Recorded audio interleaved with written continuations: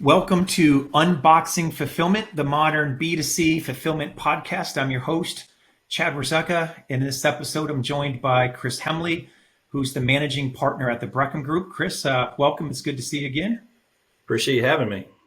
Thank you. This podcast is about providing really practical advice to fulfillment professionals on how to manage the back end of the fulfillment process. So I'm really excited for our listeners to hear what key learnings and advice that you have based on your experience, the things to do, the things, maybe not to do.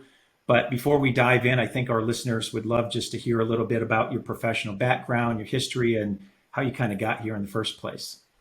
Yeah, absolutely. So I started in the industry a long time ago, back in the late 80s, actually loading trucks at UPS.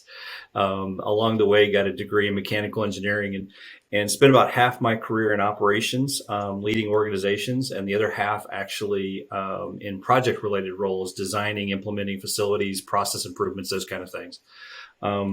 Made a lot of stops along the way, and finally, about 7 or 8 years ago, decided to go out and step into consulting, and we built a team of people around going out and just doing good work for people.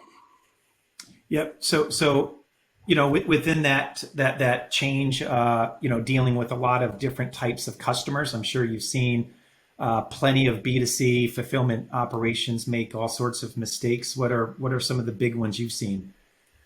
Aside from the simple ones like forgetting to order boxes before peak, those kind of things, it's amazing what the industry breeds sometimes related to lack of planning and visibility. Ultimately, one of the things we always talk about is the need for a solid plan, and to see organizations go into a peak season without a solid plan of what to expect and how to overcome it. It often breeds some failure ultimately. So it's funny you mentioned that. I read that you said the need for planning is more important than maybe the need for accuracy itself. Like, what did you, let's stay on that for a minute. What did you mean by that? Is planning that more important than accuracy from your experience? Oh, absolutely. Again, it's about degrees of error off of a plan, right? Too often we kind of fall into this mindset that because it's a B2C environment that we can't plan accurately, that customers behave differently than we expected, and that as a result, we can't count on people to show up when we want to. So a lot of times you'll see people really sacrifice that planning phase around what their operations are going to look like at critical periods. And as a result, everything then becomes a surprise to them, and everything has to turn into a reactionary kind of mode. And ultimately, that variability creates failure. Yep. So you'd mentioned boxes, simple things like, customers not planning for boxes, ahead of peak. But what other types of mistakes do online sellers just make in the planning area that's practical, where it's a listener who's joining today, who might be out there listening, and they're going down their check off list? What other types of mistakes do they need to be aware of to prevent that you've seen happen? Oh, there are 1,000 actually. So some of the big ones are things like, when do they make that plan?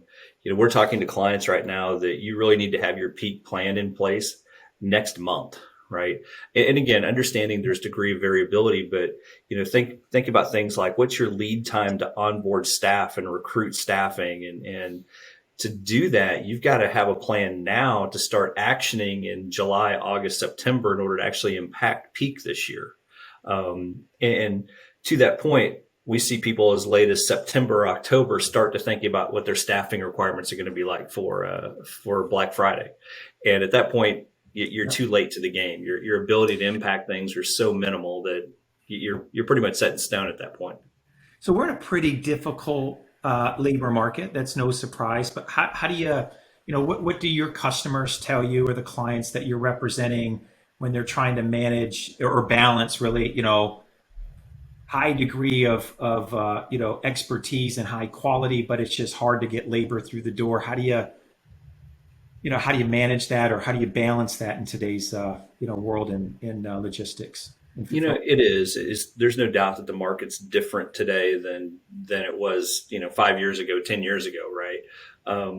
I'd say the biggest thing that I hear is that we have to we have to raise in wages, we have to look at onboarding plans, or what kind of onboarding incentives we can give people, those kind of things.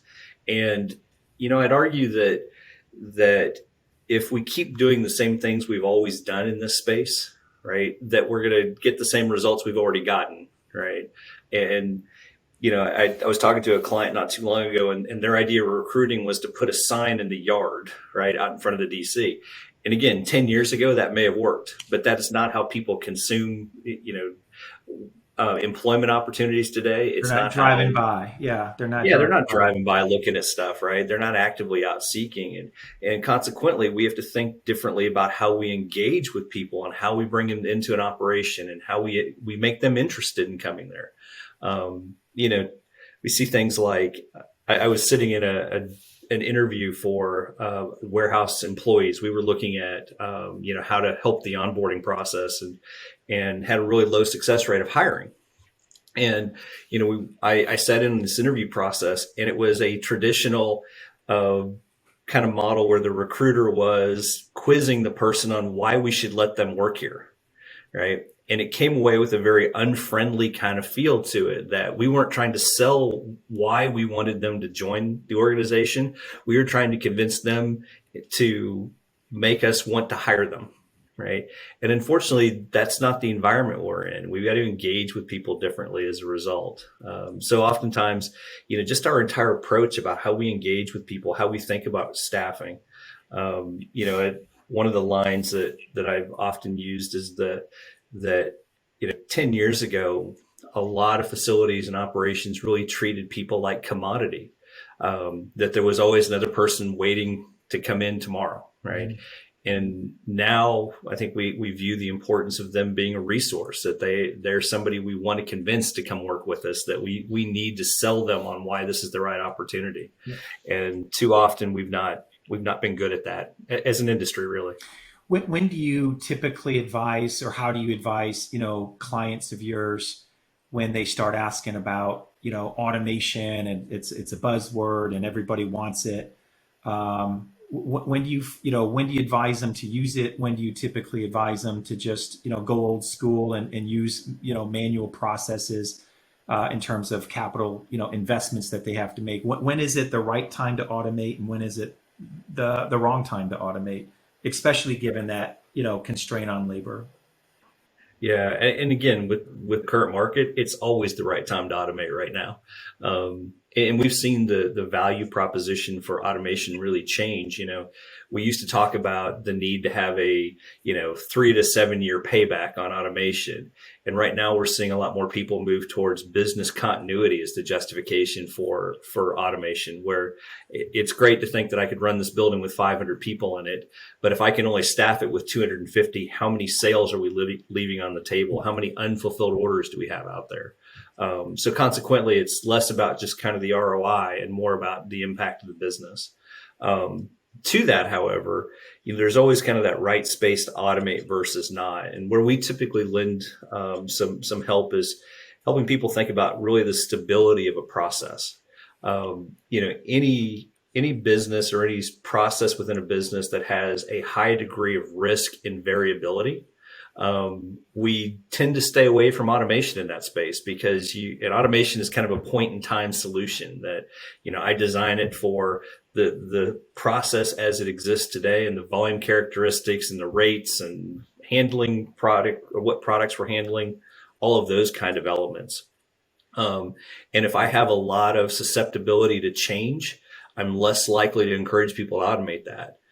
Conversely, where I have kind of point solutions that are tried and true, I'm going to pack the box the same way, I'm going to sort it to a shipping destination the same way, regardless of what's in the box. Those are processes that we look a little heavier to automate, just because there's less risk in that automation. Yeah. Right? What 2 to 5 years may look like from now. I'd love to go back to talk about e-commerce peak. The lines are kind of blurred anymore these years. Peak used to be kind of a very specifically defined period of time. especially in e-commerce and fulfillment. There's a lot of continuity, high peaks now that kind of run throughout the year. And you used to have time, right, to kind of prepare. Not as much time today. So, what has worked instead of maybe, talking about what hasn't worked, what has worked. If you're a listener out there who says, these are the must do's, man, I really need these things to happen to be successful in e-commerce fulfillment. What are those from your experience and insight working with many of the e-tailers today? I'll start with one of my favorite stories of what not to do, Okay. actually. And too often, we talk about ramping up second shift and other operating models for those peak periods, right?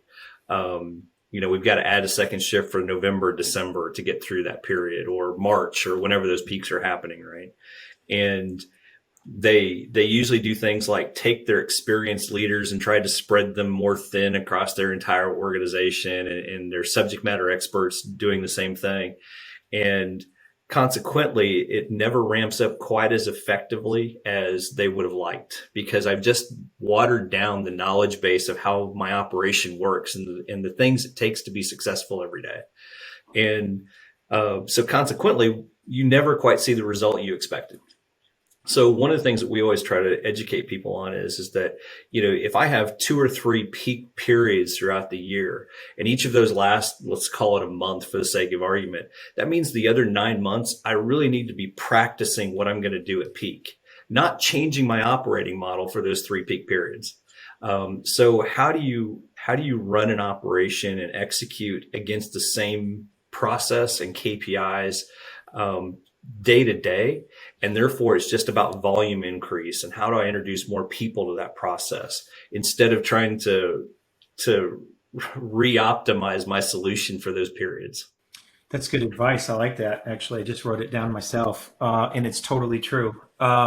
So it's a busy job, fulfillment. It keeps us up all day and night. How do you stay productive? Any tips that you use? Any particular routines that you bring to the office every day? For me personally, it's just I work all the hours, which is probably not a great example for anybody. But really, it comes down to, particularly in a fulfillment environment, right? It's trusting your leaders, empowering everybody to go do their jobs. The organizations that tend to struggle more during the year even is when you have a very centralized point of command, right? That everything has to flow through. Um, I found operationally that your best case scenario is allowing people to go do their jobs, and as a leader, trusting them to do that. And again, not that there don't need to be some checkpoints along the way, but ultimately let them do their jobs, and start cascading responsibilities and roles and duties down to allow that to happen. Yeah. Where does a general manager, somebody who's a site leader, running the four walls of the operation, where does he or she kind of fall down typically in an e-commerce environment? And what have you seen, like the really good ones, do that the ones that have not been so successful, don't do? I think it's a mindset almost, honestly. You know, I always personally subscribe to the idea of adapt and overcome. That we know bad things are going to happen. We know that forecasts are not always going to be as accurate as we would have liked. We know that, you know, we're going to have COVID. We're going to lose half our employees for a period of time, right? And the challenge is, how do we adapt to those and change how we behave on a day in and day out basis to address those things? And where we see people often struggling is when they go into a mindset of, here's how we operate, and try to make the world conform to them, and that hardly ever actually Yeah. happens. Uh, It was good seeing you. I guess it's been a month now out in Modex. And that's always a great place to self learn and get the latest and greatest, but on technology evolution. But where do you go to stay up to speed on what's available, and when you go to offer different solutions to clients, how do you stay on top of just self development yourself? I spend a lot of time talking to vendors. I spend a lot of time talking to technology companies, really just trying to understand where their products are and what's going on personally. Modex is a great venue for that. It's kind of that microcosm of being able to see a lot of things and interesting ideas. And, honestly, going to a place like Modex, I always walk away with two or three interesting ideas of how to apply somebody's technology. And so that's a big resource. And then a lot of times it comes down to thinking kind of outside the box. So seeing a solution and then thinking about how it might be applied to a different application, Yeah. right? Really seeing it go somewhere else in the market. And with that, I think that's how you start thinking about kind of interesting ways to use automation and apply new technologies. What do you think, Chris, has most fundamentally changed in our industry just over the recent couple years? Not when you started, but just say in the last 3 to 5 years. What do you think has been the most profound or prevalent changes that leaders need to adapt toward, and any best practices on what you've seen, how people have adapted to those changes? I think it goes back to maybe two of the comments I made before. The first one being around, our employees' commodities or resources, right? And I think just the way we approach people today around policies and procedures and pay structures and schedules, ultimately, even those types of things really have to evolve. And I think some people are doing better at that than others. The workforce has changed for us over the past really 3 years at this point, probably more dramatically than at least any other point in my career. And as a result, we've got to adapt faster. And I think people are struggling with that. Yeah. Where do you think, the next 3 years are headed from an e-commerce fulfillment perspective? I think there are a couple things. One is, we started seeing some of this before COVID ultimately, but it's the idea of understanding who an organization is to their customer. We don't all have to be the fastest, right, in delivering services. We don't all have to be the low price point. Every organization has its own unique go-to-market strategy, and it's really using that to mold their fulfillment model then to meet that expectation. I don't have to service everywhere in the country next day. My joke is, if you live in Montana, people know they live in Montana. They know it takes a long time to get stuff there generally, right? No offense to Montana. But at the end of the day, if we're going into a service level conversation, we need to understand what our proposition is to that customer, and do they care that it's 3 days versus 4 days or 6 days versus 7. And those are things that are going to help inform our decisions around the e-commerce space. Not everybody has to be fastest, right? If a 3PL, for an example, were to stand up a new facility today, supporting e-commerce shippers, and the 3PL just said, Chris, you have 10x, yeah, the size of the budget than you think you have. Where would you deploy that capital most likely? How would you spend it if cost and budget weren't a priority? Where would you make that investment? Honestly, I think it's around automation and technology, right? It is, how do I make sure that we are really well educated on how our process works, or variability in that process. So that's really data flow reporting. What are we tracking through the process? And the more visibility we have, the higher degree of success we're going to have ultimately. And when you refer to automation and data, so do you view data as a form of automation? Data visibility or transparency, has that become a type of automation when we refer to that? It is. It is. Too often we still see people, using clerical positions to track productivity and things like that, right? Which, is necessary in a lot of organizations. But the more real time and the more accurate that information is, the better off we're going to be. And it's about, how do we optimize automation as much as anything? To me, data is the optimization tool, right? It's that if I have a process or a solution out there that for me to best use it, I have to understand how it's performing constantly. What are my inputs and outputs to it to really maximize it? Yeah. And that's where the data comes in. And we see too often that, something as simple as not having good reporting around how many open replenishments I have in a distribution center, right, leads to pick inefficiencies that lead to less volume going out the door. The better we have line of sight to those things, the better we can then address it and ultimately keep a consistent output. So I know there's different types of operations, and it's, I don't want to paint with too broad of a brush, but for a general manager who might be listening today and, a company in the fulfillment space, what would you tell them? One of the challenges that they have is time, right? Time is time, and how they manage it, and they get through all this plethora of data and responsibilities.